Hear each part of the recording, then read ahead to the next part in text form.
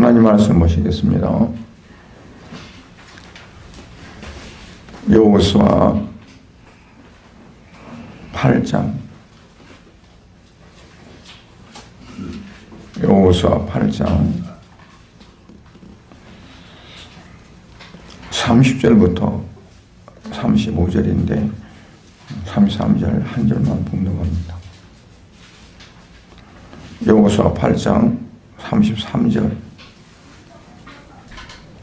온 이스라엘과 그 장로들과 관리들과 재판장들과 본토인뿐 아니라 이방인까지 여호와의 언약궤를 맨 레위 사람 제사장들 앞에서 궤 좌우에 서되 절반은 그리심 산 앞에 절반은 에발 산 앞에 섰으니 이는 전에 여호와의 종 모세가 이스라엘 백성에게 축복하라고 명령한 대로 함이라. 아멘. 잠깐 기도하겠습니다. 우리의 모든 삶을 주관하시며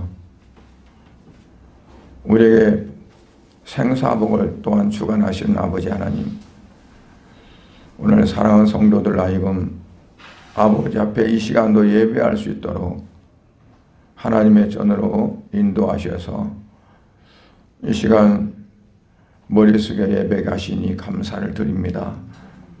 아버지, 오늘 이 한 시간도 하나님께서 영광을 받아 주시옵시고 또 우리 성도들에게는 말씀을 통해서 은혜가 되게 하시고 우리가 이 땅에 살아갈 때에도 항상 그 말씀 안에서 하나님과 교통하고 교제하며 하나님의 뜻이 어디에 있는지 하나님께서 무엇을 말씀하고 있는지를 우리가 분별하고 깨달아서 아버지의 뜻대로 살아갈 수 있는 삶이 되게 하여 주시옵소서.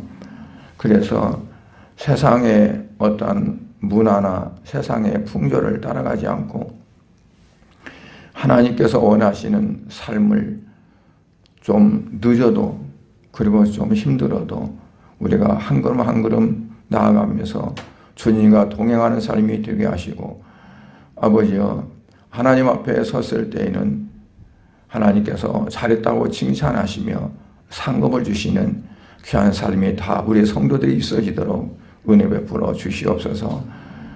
이 시간도 예배 마칠 때까지 하나님께서 주관하여 주실 줄 믿사오며 예수님 이름으로 기도드리옵나이다. 아멘.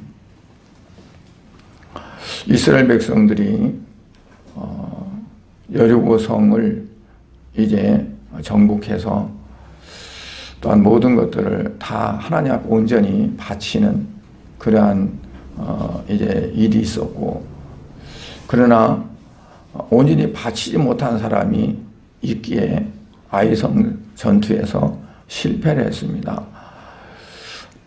여호수아는 왜 이런 일이 있었느냐 하면서 애통해하고 하나님 앞에 기도했을 때 하나님께서 그 원인을 이제 가르쳐 주셨고 하나님의 방법을 통해서 그 원인을 제공한 아간을 이제 잡아냈고, 그래서 그 아간과 또 그 모든 식구와 그에 속한 모든 것들을 다 아고골짜기에서 죽이고 돌무더기를 쌈으로 인해서 하나님의 진노가 이제 풀리게 됐어요. 그리고 다시 올라가라, 아이성으로 올라가라 해서 이스라엘 백성들이 아이성을 점령을 합니다. 그 아이성을 점령하는 것도 이제 전에 첫 번째는 실패하는 원인이 물론 아간이 죄를 지었어도 그렇지만 또 한 가지 원인은 뭐 있을까요? 하나님께서 하시는 방법을 다 빼내버리고 사람의 방법을 사용한 거예요. 여리고성을 우리가 그 이스라엘 백성이 점령할 때는 사람의 방법이 거기에 하나도 동원되지 않았습니다. 전부 하나님의 방법이에요. 하나님이 시키는 대로 그냥 순종한 거예요.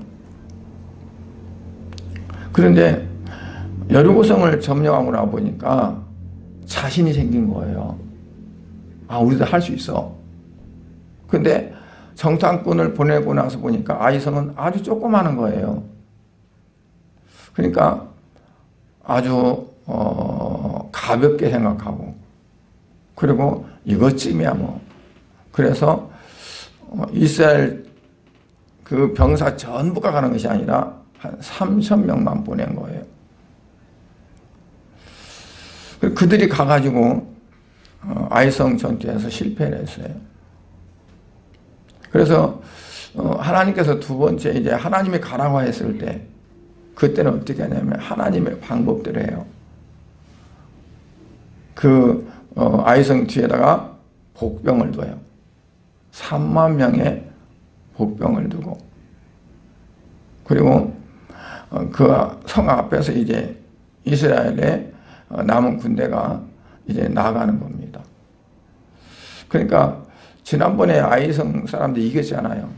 그러니까 이번에도 뭐 저들 뭐 저거 아무것도 아니야 그러고 막 나오는 거죠.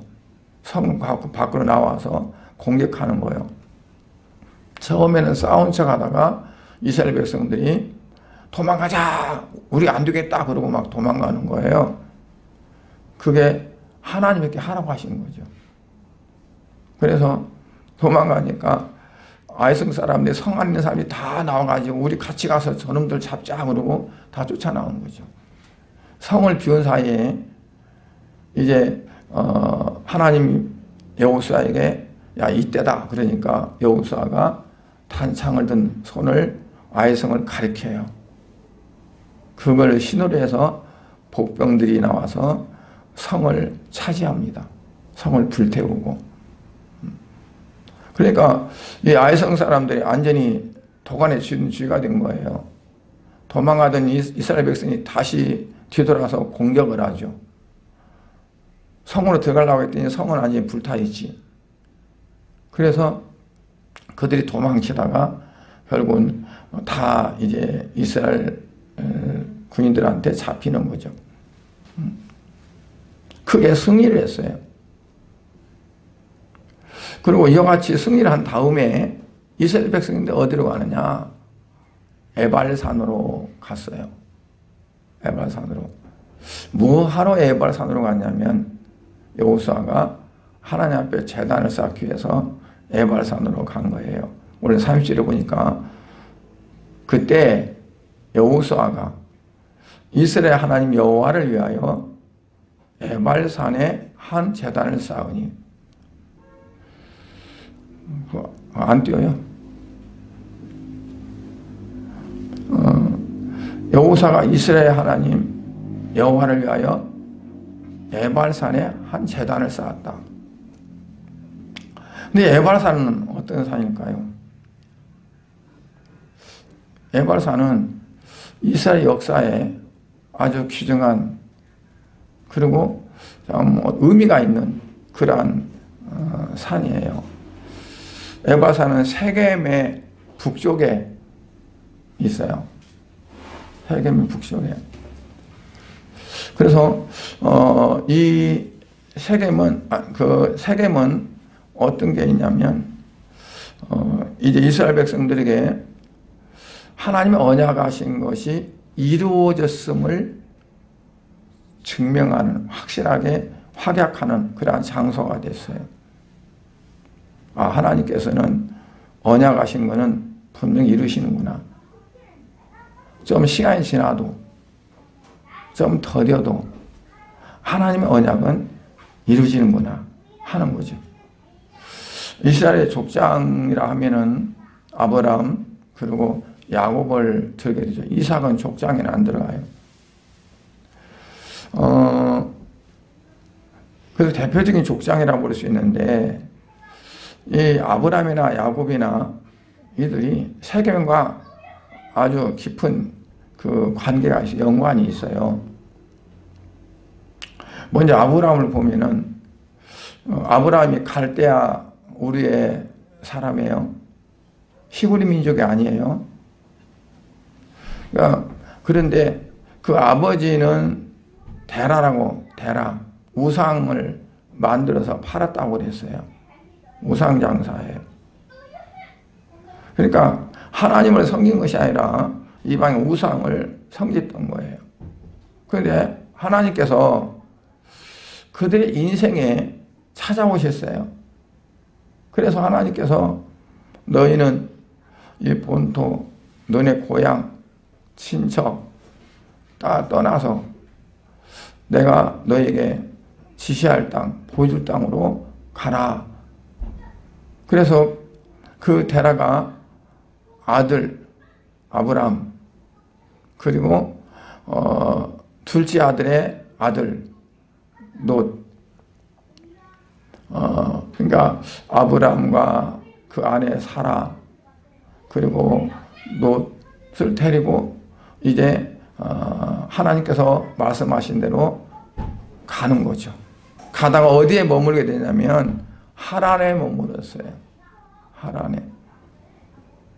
하란에 잠깐 쉬는 게 아니라 그냥 하란에서 여기가 좋은데 뭐 그러고 주저앉아 있는 거예요. 이 데라라는 이름은 사전 찾아보면 표백이라는 말이 나와요. 표백은 뭘 표백이라고 그러죠? 하얗게. 이게 뭐 다른 색깔이 있었는 거를 그 색깔이 없이 하얗게 만들어지는 거예요. 검은 색이 있어도 그것이 하얗게 되어지고, 노란 색깔에서도 하얗게 되어지고. 그러니까 없던 것으로 만들어 보려는 거라. 없던 것으로. 근데 이 데라는 말은 또 어떤 뜻이 있냐면 체류하는 자, 체류하다. 체류하다는 뜻이 있더라고요. 그런지 체류하다라는 뜻에서 나왔는지 또 이제 치연시킨다 하는 그러한 뜻도 있어요. 그래서 그런지 그 데라가 미적미적하면서 그냥 거기 주저앉는 거죠. 하나님이 그 데라를 하란에서 불러가 버리세요. 다시 말하면 죽었다는 거죠. 그러고 나서 이 아브라함에게 새로운 전기가 일어납니다. 하나님께서 아브라함에게 두 번째 나타나서 이제 명하시는 거죠. 뭐라고 합니까? 너는 너의 고향, 친척, 아비 집을 떠나서 내가 네게 보여줄 땅으로 가라 라고 말씀하셔요. 그래서 아브라함이 가나안 땅을 향해서 가게 되죠. 가서 처음 밟은 땅이 무슨 땅이냐면 바로 세겜 땅입니다. 처음에 간 곳이. 그런데 지금 가나안 땅에 들어간 이스라엘 백성들, 여리고성, 아이성을 정복했던 그 이스라엘 백성들이 제단을 쌓는 곳이 바로 어디냐면 그 세겜이에요.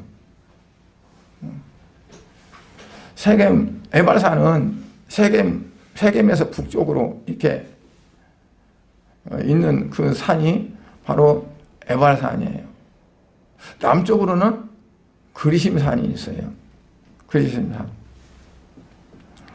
그래서 이 세겜은 하나님께서 약속 언약하신, 아브라함의 약속하신 그 약속이 지금 이스라엘 백성들이 가나안 땅에 와서 여리고성을 점령하고 아이성을 점령함으로 하나님의 약속이 이루어졌다. 430년이 지난 후에 그 약속이 이루어졌다는 거죠. 그거를 보면서 하나님의 언약은 이루어지는구나 하면서 그걸 감격하고 그리고 감동하면서 하나님 앞에 감사하면서 영광을 돌리는 그런 현장이 바로 세겜에서 이루어진 거예요. 그 다음에 야곱은 어떨까요? 야곱은 아주 장자의 그 명분에 애착이 많았어요. 왜냐하면 그 장자가 받는 축복을 너무나 사모하고 그런 거예요. 그러다 보니까 쌍둥이인데 둘째로 태어난 것이 정말 아쉬웠어요. 그래서 태어날 때부터 먼저 나가려고 하는 에서의 발꿈치를 잡았던 야곱이잖아요. 그건 진짜 말이 안 되는 것 같아. 그죠? 아니, 배 속에 쌍둥이가 뭘 지가 안다고, 뭐 나가는 먼저 출산, 나가는 이제 쌍둥이 같은 형제 발목을 잡으면서, 안 돼! 나가면 안 돼! 내가 먼저 나가야 돼! 그러고 했어요. 그만큼, 자기 세포 속에, 그 장자가 돼야 한다는 그게 더 강렬했던 그런 거예요. 그런 게 가끔은 성경에 보면 있어요.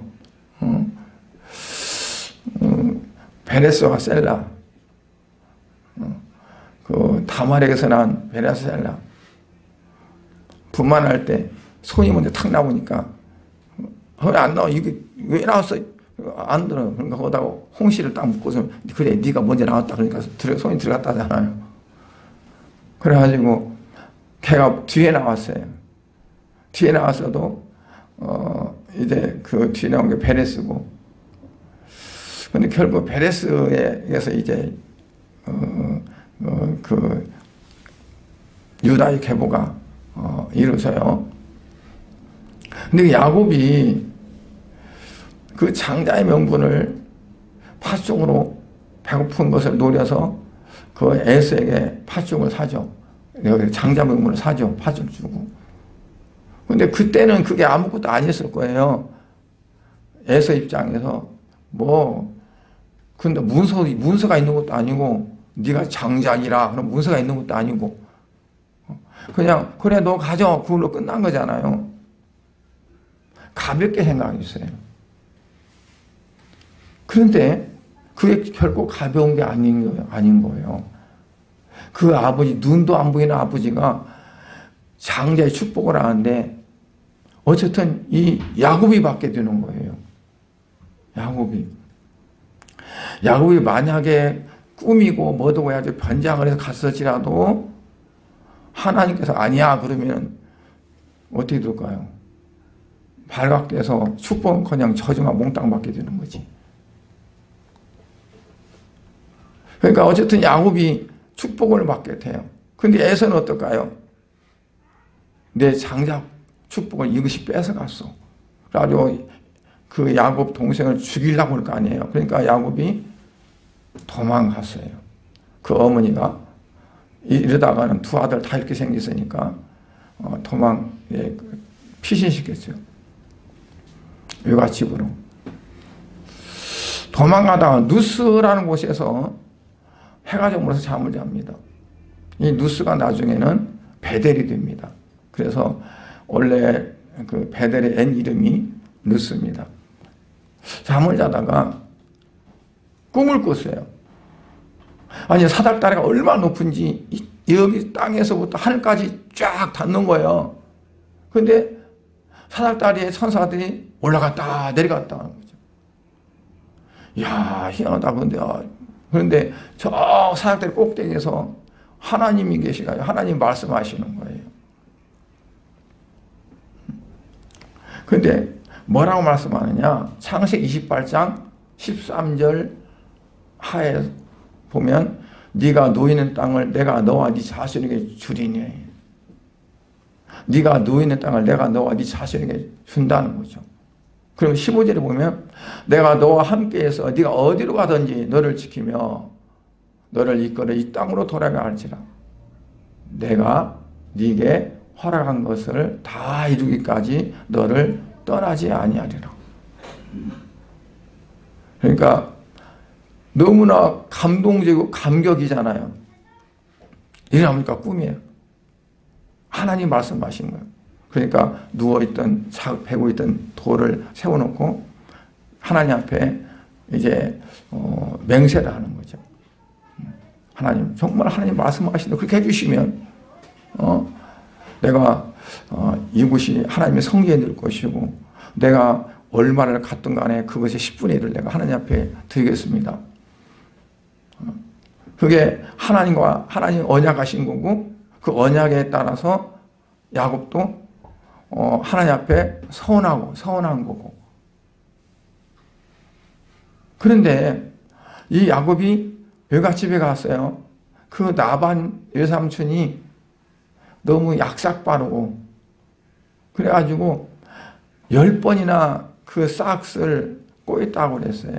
처음에는 사랑에 빠졌어요. 그 딸 나일이 너무 예쁜 거야. 그래서 나일과 결혼해야지 그러면서 자기 아버지, 자기 그 외삼촌한테 내가 뭘 어떻게 하면 하겠습니까? 그러니까 너 7년을 내한테 봉사하라. 그러면 내가 나일을 주겠다. 그래서 7년을 했는데 아무 말이 없으니까 아니 어떻게 아무 말이 없으니까 그러니까 그래 알았어. 그래가지고 결혼시켰는데 나중에 또 속았죠.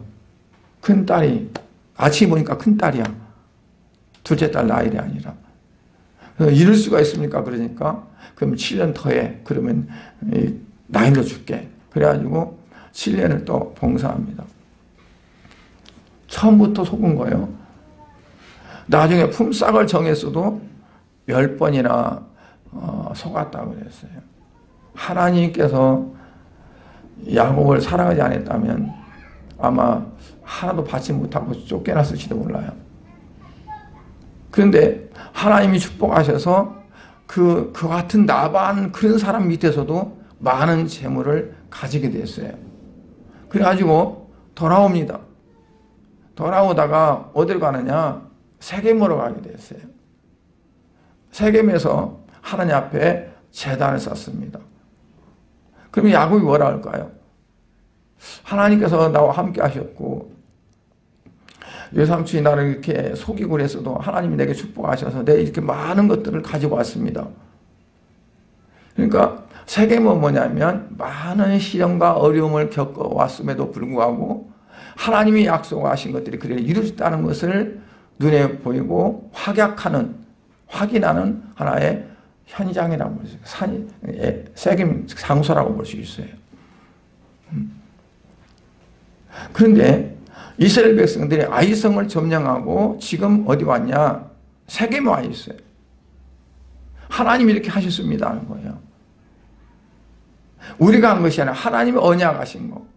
하나님이 언약하신 대로 말씀하신 대로 성취되고 이루어졌다는 거예요. 그래서 그곳에 와서 하나님 앞에 제단을 쌓게 되는 겁니다. 그런데 에발산에 세겜의 에발산에서 제단을 쌓게 되는데 그 에발산은 어떤 의미가 있을까요? 신명기 11장 29절에 보니까 뭐라고 말씀하냐면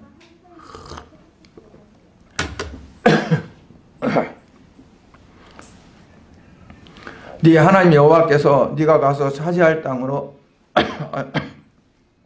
너를 인도하여 드실 때에 너는 그리심산에서 축복을 선포하고 에발산에서 저주를 선포하라.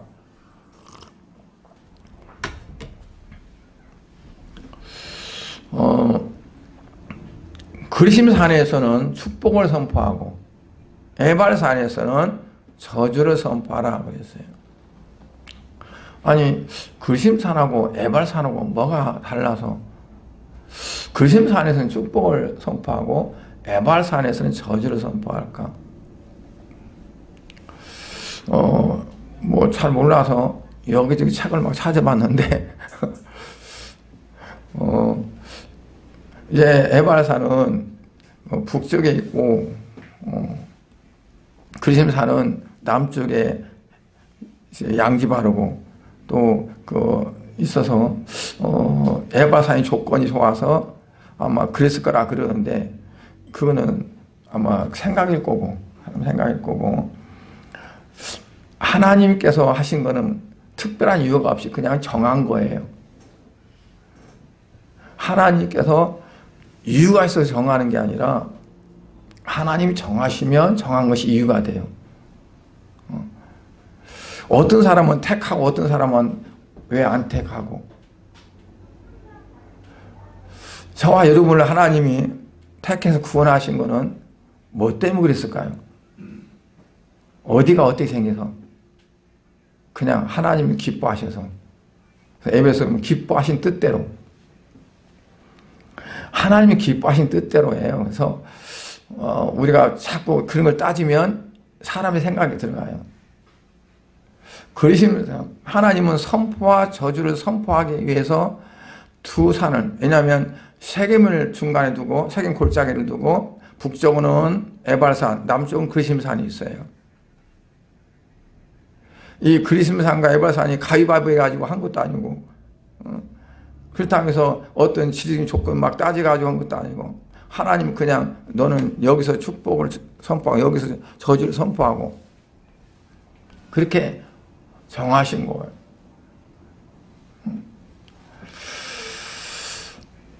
그래서 여호수아가 이제 그 에발산에 와서 제단을 쌓았어요. 제단을 쌓고 하나님 앞에 무슨 제단입니까? 화목제와 번제를 드리는 거죠.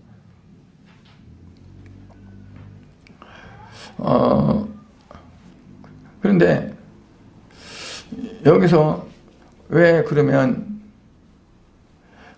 에발산에 와서 제단을 쌓고 에발산에 와서 그럴까? 이유가 이제 있을 거 아니에요. 에발산은 저주를 선포하라는 산이거든요.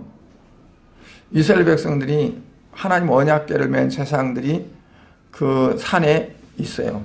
서 있어요. 그러면 이쪽 그리심산 쪽, 남쪽 그리심산 쪽에 이스라엘 그 백성들, 그 모든 사람들 절반이 서고, 그리고 그 에발산 북쪽에 향해서 또 절반이 서고,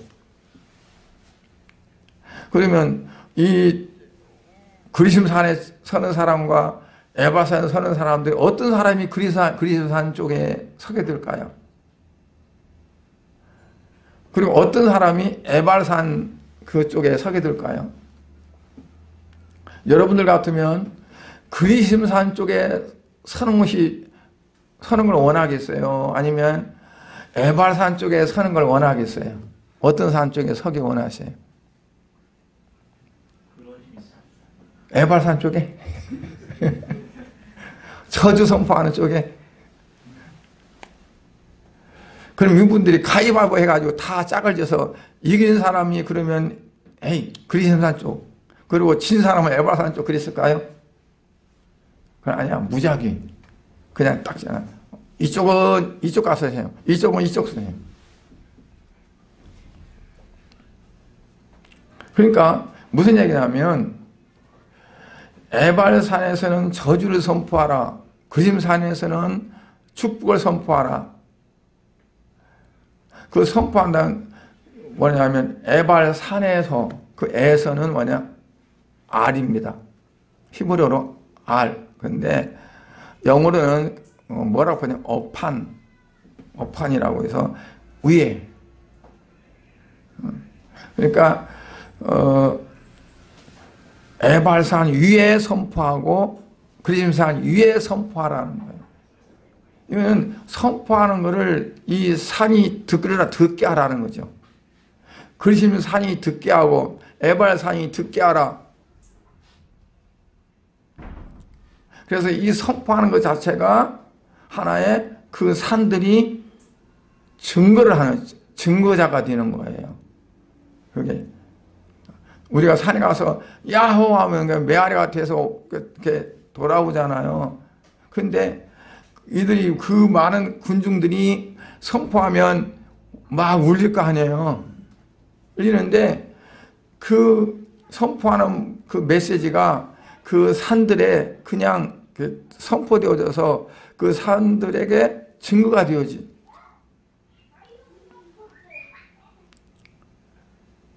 근데 하필이면 이 그리심산에서 모여서 제단을 쌓았으면 좋을 텐데 왜 에발산에서 제단을 쌓냐는 거죠.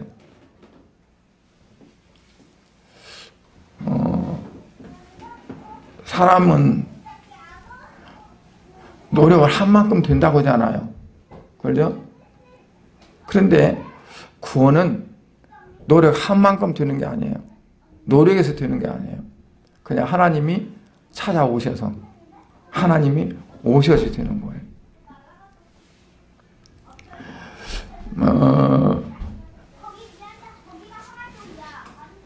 31절에 보면 이는 하나님의 종 모세가 이스라엘 자손들에게 명령한 것과 모세율법책에 기록된 대로 제단을 쌓는데 어떻게 쌓느냐? 쇠 연장으로 다듬지 아니한 새 돌로 만든 제단이라. 거기서 하나님께 번제물과 화목제물을 그 위에 드렸다 그랬어요. 쇠 연장으로 다듬지 않은 돌로 쌓았다. 번제단을. 그러니까 그 뭐냐면 쇠 연장으로 다듬으면 정성이 들어갈 거 아니에요. 정성이 들어가서 내가 얼마나 열심히 다듬어서 이렇게 쌓은 돌인 제단인데, 그러면서 이 제단이 그렇게 거룩하고 그렇게 귀하고 그렇게 되어지는 거예요. 내가 거기다 정성 쏟았으니까. 어떤 사람들은 그래. 이 교회를 내가 그냥 둘러도 이 교회에 내가 땀을 흘렸고 여기에 물질이 투자됐고 막 그런데 하는 꼬라지 보면 내가 떠나고 싶은데 도저히 떠날 수도 없고 그런다고 그래. 그러니까 거기에 뭐냐면 자기가 연장으로 다듬고 뭐고 해서 정성을 들이는 거예요. 지극정성을. 그런데 그럴 필요 없다는 거예요. 그렇다고 해서 교회를 아무렇게나 다니라, 그게 괜찮다, 그거 말이 아니에요. 잘못 생각하면 안 돼요.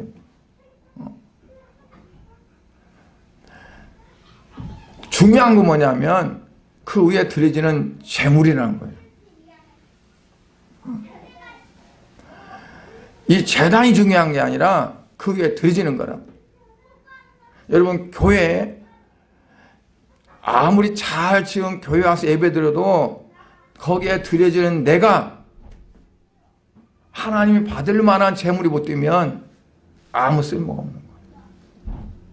그 예배는 그냥 거품이에요. 아무리 초라한 그러한 예배다일지라도 내가 정말 하나님이 받을 만한 그런 제물이 되어져 하나님 앞에 드리면 하나님께서는 그걸 받으시는 거예요. 그러니까 제단을 쌓는데 거기다 막 힘쓰지 말라는 거예요. 돌을 따듬어서 사각, 내각을, 직각을 딱 맞춰서 탁탁 맞추고 못오고 그러지 말라는 거죠. 그냥 생이대로 갖다가 싹 위에다가 어떤 제물을 드리느냐, 그게 중요한. 하나님은 제물을 받지 이 자체를 받지 않는다.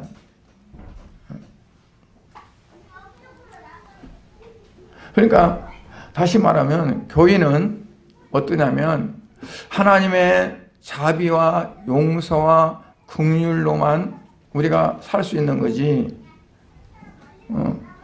다른 걸로는 안. 예배의 현장, 예배의 자리가 바로 하나님의 은혜가 있어야 되고 하나님의 긍휼이 있어야 되고 하나님의 자비가 있어야 되는 거죠. 사람의 어떠한 것들이 거기에 끼어들 수가 없다는 얘기죠.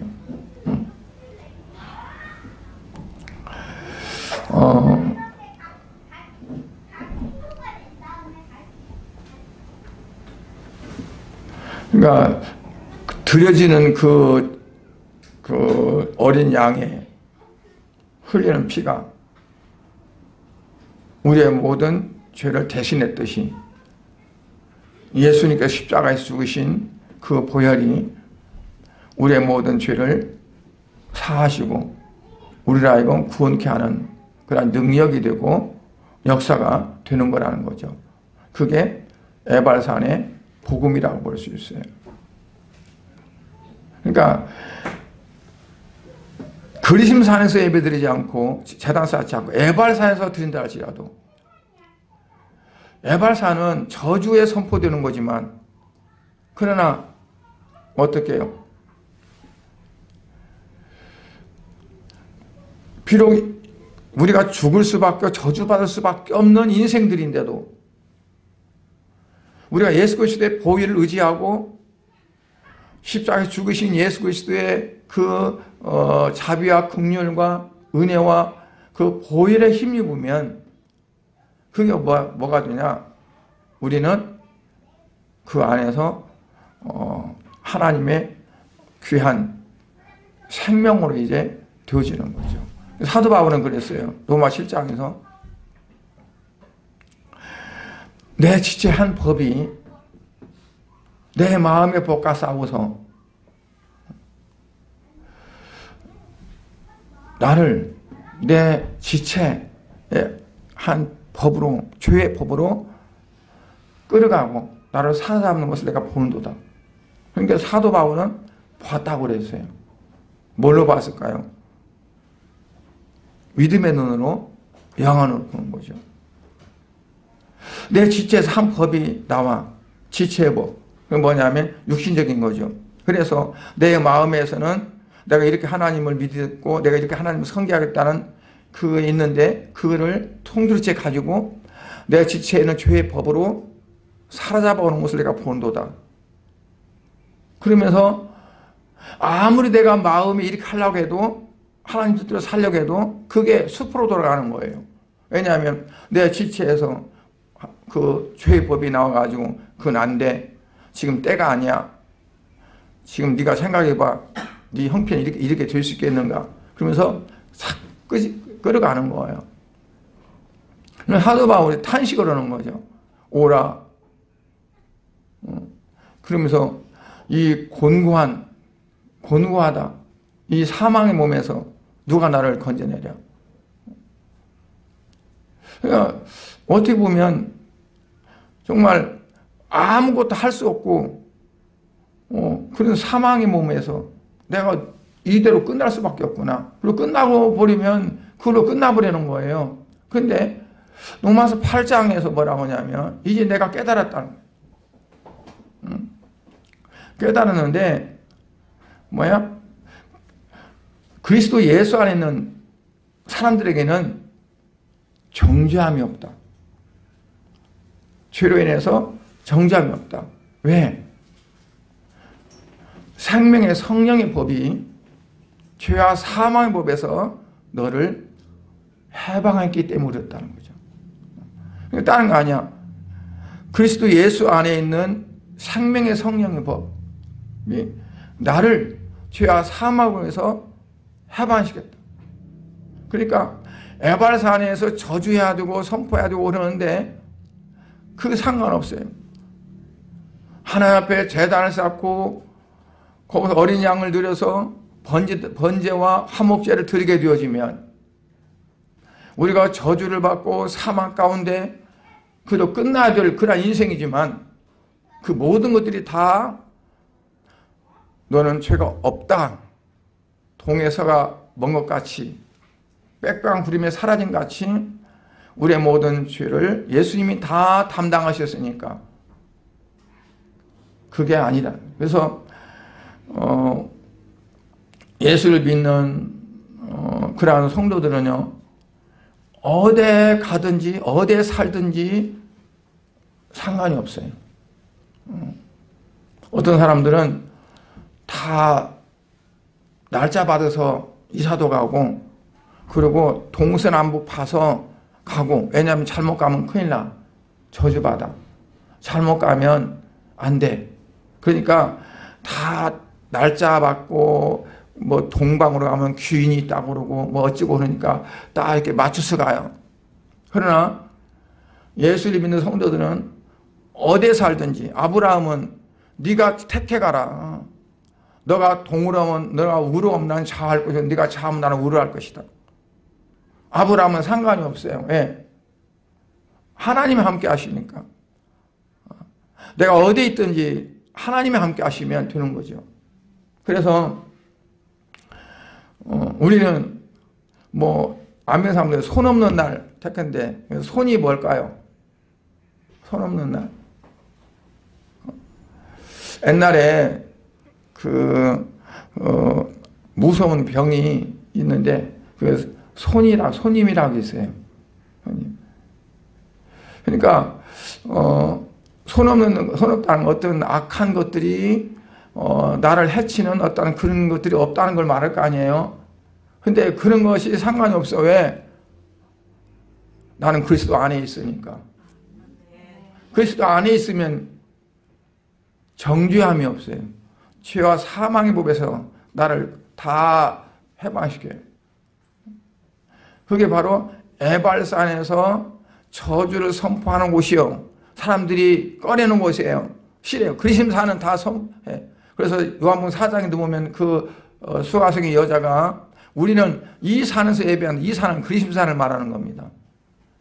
이 산에서 예배하는 당신들은 예루살렘에 사는데 아니고 어디 사는 좋습니까? 예수님은 어디에다 말 안 해. 하나님의 영이시니 예배하는 자가 신령과 진정으로 예배하면 되는 것이다. 그러니까 어디가 중요한 게 아니에요. 어느 곳이.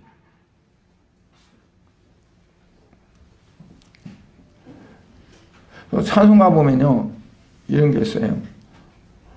268장인데 죄에서 자유를 얻게 함은 보혈의 능력, 주의 보혈, 시험을 이기고 승리되니 참 놀라운 능력이로다. 같이 합시다. 주의 보혈 능력이 있도다. 주의 피 믿어. 주의 보혈 그 어린 양의 매우 귀중한 피로다. 어린 양의 귀중한 피 보혈이 2000년 전에 갈보리 언덕에서 있었지만, 그러나 시공간을 초월해서 오늘 우리의 모든 삶 속에서 내가 그 보혈을 의지하고 믿고 그리고 나아가면 어떠한 저주의 어떤 그러한 울타리가 있을지라도 그거에 상관이 없다는 거죠. 왜냐하면 그 모든 것들을 다 예수님이 다 갚으셨고, 그리고 사망의 모든 것도 다 예수님이 끊으셨으니까. 그리심산을 어디 찾아보니까 게르심산이라고 하더라고요. 게르심산. 근데 게르라는 말이 어떤 뜻이냐면 절단하다는 뜻입니다. 절단하다. 끊다. 그러니까 우리는 끊어낼 수 있어야 돼요. 절단해, 끊어내. 그러니까 그리심산이 왜 축복을 선포하는 산이냐? 끊어내니까. 세상의 모든 거, 세상적인 거, 그런 것들을 끊어낼 수 있어야 돼요.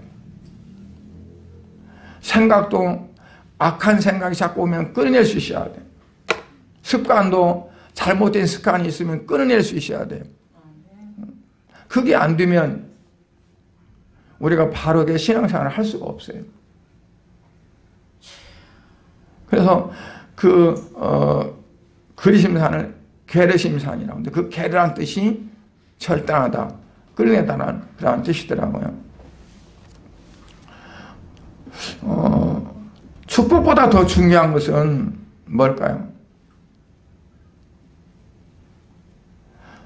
하나님은 우리가 복을 많이 받아서, 어떤 사람은 그래요. 하나님 내게 복을 많이 주시면 내가 하나님 앞에 충성도 하고 헌신도 하고 뭣도 하고 많이 하겠다고 그러잖아요.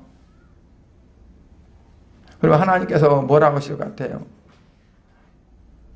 나는 그것을 원하는 것이 아니라 나는 너를 원해. 너를 원해. 그럴 거예요. 그러니까 우리에게 가장 중요한 것은 존재 이유입니다. 내가 왜 존재하는가? 하나님은 우리에게 영원한 하늘나라를 상속권을 주셨어요. 상속권을 주어서 하늘나라를 우리에게 기업으로 주셨단 말이에요. 그러면 우리는 어떻게 하느냐? 무엇을 하나님을 위해서 하려고 하는 것보다, 내가 무엇을 나타내려고 하는 것보다 뭐 해야 하냐? 하나님의 마음을 읽어내는 것이 더 중요해요. 우리가 신앙적인 차원이 좀 달라져야 돼요. 하나님의 마음을 읽어내. 여러분, 그 자녀들이 열이 있어도 그 자녀들이 성장해가지고 부모를 기쁘게 하고 부모 마음을 평안해 하고 그리고 효도하려면 어떻게 해야 될까요? 부모 마음을 알아야 돼요. 알아야 돼. 아무리 내가 잘해도 부모가 원하는 걸 내가 하지 못하고 엉뚱한 걸 한다면 그건 아니거든요. 그래서 우리는 하나님의 마음을 읽어내려고 성경 읽어도 성경 속에서 하나님의 마음이 어떤 건가를 우리가 읽어내려고 그래야 돼요. 말씀을 들어도 말씀 가운데서 하나님께서 내게 원하시고 하나님께서 내게 말씀하시는 것이 무엇인가를 내가 그걸 끌어내려고 해야 돼요. 그냥 그 자체 듣고 못 듣고는 그 자체만 보면은 깊은 삶을 살 수가 없어요. 깊은 신앙을. 우리는 좀 더 깊은 하나님과 깊은 교제가 필요한데 그러면 어떻게 하냐면 하나님의 그 깊은 마음을 알아내요. 그러면 어떻게 해야 될까요? 성령의 도움을 받아요. 성령이. 하나님의 깊은 마음을 누가 나오냐? 성령께서 하신다고 했어요. 성령께서. 그러니까 내가 성령의 충만함을 받지 않으면 성령의 이끌림 받지 않으면 하나님의 그 마음을 우리가 알아차릴 수가 없어요. 끌어낼 수가 없어요. 그러니까 우리의 신앙생활은 뭐냐면 결국은 성령에 이끌려 사는 삶이 신앙생활이에요. 성령에 이끌려 받지 않으면 신앙생활이 아니에요. 내가 좋아서 내가 하는 거지. 내가 좋으니까 내가 그냥 하는 거지. 그건 신앙생활이 아니에요. 신앙생활은 성령에 이끌려서 그 말은 뭐냐면 하나님이 기뻐하시고 원하신 뜻을 알아차려서 그 삶을 살아가는 거예요. 그래서 하나님은 뭘 원하시냐면 너는 네 존재는 이렇다. 너는 하늘나라 상속받을 자다. 그러니까 너는 내 마음을 알아서 내가 원하는 내가 기뻐하는 그들의 삶을 살아라 하는 거죠. 그러니까 우리 양문교 성도들은 어떻게 해야 된다고요? 하나님 마음을 읽어내고 하나님 마음을 끌어내는 그런 삶이 되어져야 돼요. 그러기 위해서는 열심히 해야 돼요. 뭘 열심히 하냐? 하나님 말씀을 읽는데 열심히 하고 하나님과 기도하면서 하나님 마음을 알려고 하는데 열심히 해야 되고 뭘 내가 막 열심히 땀 흘리고 뭘 해서 열심히 아니에요. 그래 하나님과 관계를 많이 가져야 돼요. 하나님과 관계를. 사람과의 관계를 많이 가질수록 그 사람에 대해서 많이 알아낼 수 있잖아요. 저 사람은 뭘 좋아하고 뭘 잘 먹고 뭐 어쩌고 그걸 알 수 있잖아요. 그런 것처럼 하나님과 자꾸 대면하고 하나님과 자꾸 해야 돼요. 그래야 그 하나님이 원하시고 기뻐하신 뜻을 내가 알아갈 수 있어요. 그래서 앞으로 우리가 어디에 신경 써야 돼요? 하나님의 마음을 읽어내고 하나님의 마음을 끌어내는 이 성경 읽으면서 성경 속에서 끌어내. 그래 하나님 이걸 원하시는구나. 내가 이제까지 그걸 몰랐네. 그것을 몰랐네. 그러면서 무릎을 탁 치면서 바로 이거야. 하는 어떠한 그러한 것들이 우리에게 있으면 신앙생활 완전히 팍팍 달라질 수 있어요. 변화가 그러니까 뭘 자꾸 내가 변화되어야 되겠다 해서 변화되는 것이 아니라 하나님과 관계 속에서 내가 깨달을 때 그때 변화가 되는 거예요. 그 깨달음 속에 내가 삶이 거기에 같이 이제 동행될 때 그때 내가 변화되는 거지. 그렇지 않으면 똑같아요. 변화가 없어요. 10년 돼도 변화가 없어요. 20년도 변화가 안 생긴다니까요. 그냥 똑같아. 그러니까 하나님께서 만약에 여러분들에게 보세요. 지금 당장 하나님이 말씀하신 너 내가 이런데 지금까지 너를 지켜봤는데 너 이래 너 이렇게 해야 돼 하는 게 내 마음에 확 들어왔다든가 아니 멋지다 그러면 여러분들이 꼼짝 안 하겠어요? 하나님께서 하셨는데 꼼짝 안 할 수가 없어요. 그게 없으니까 그냥 그대로 가는 거지. 그냥 역력하게 하나님이 그냥 막 천지가 울리면서 말씀하시지 않더라도 어떤 말씀이 들려지면 그 말씀에 내가 순종할 수밖에 없는 거잖아요. 왜 사도 바울이 다메섹에 가려다가 중간에서 완전히 그냥 유턴 바꾸져 버렸을까요? 예수님께서 사울아 사울아 네가 왜 나를 핍박하느냐? 주여 주시니까 난 핍박하는 네가 나를 핍박하는 예수다 하면서 막 그렇게 말씀하니까 이 사울이 직접 들었잖아요. 그러니까 이게 완전히 그냥 막 뒤바뀐 거예요. 뒤바뀌어가지고 막 가서 울고 아마 뭐하고 막 했을 거예요. 하면서 이게 바뀌죠. 그러니까 우리에게도 그게 필요한 거예요. 네? 그래서 그냥 내가 이렇게 해야겠다 해서 되면 안 돼. 나도 모르게 나는 전혀 움직이지 않는데 내 안에서 성령이 움직이시는 거예요.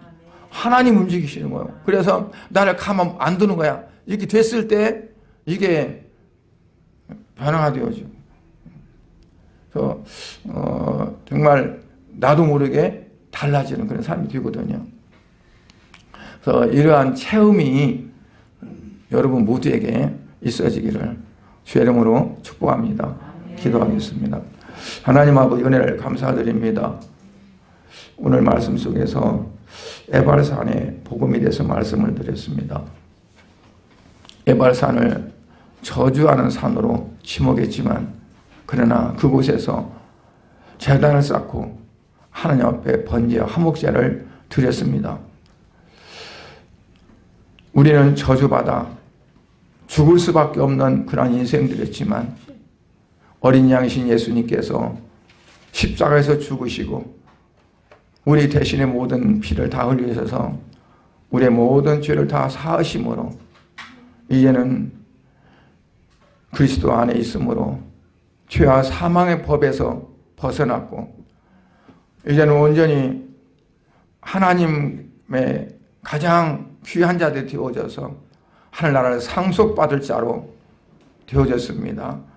아버지, 그래서 우리는 세상에서 무엇을 또 이것을 견주어서 대조하고 비교하고 하는 것은 극히 작은 일이고 우리는 하나님이 원하시는 것이 무엇인지 하나님이 기뻐하시는 것이 무엇인지 하나님의 마음을 읽어내고 하나님의 마음을 끌어내서 하나님이 원하시고 기뻐하는 온전한 삶을 살아갈 수 있는 그러한 삶이 되게 하여 주시옵소서. 그러므로 우리 양문교회 모든 성도들은 비록 이렇게 작은 예배당에서 예배드리고 있지만 그러나 하나님 보실 때에는 가장 거룩하고 온전한 성도들이 되어져서 마지막 날 하나님께서 예비하신 그러한 이제 상급과 멸류관을 주시고 저 하늘나라에서 영원토록 아름답게 살아갈 수 있는 그러한 성도들이 다 되어질 수 있도록 인도하여 주시옵소서. 예수님 이름으로 기도드리옵나이다. 아멘.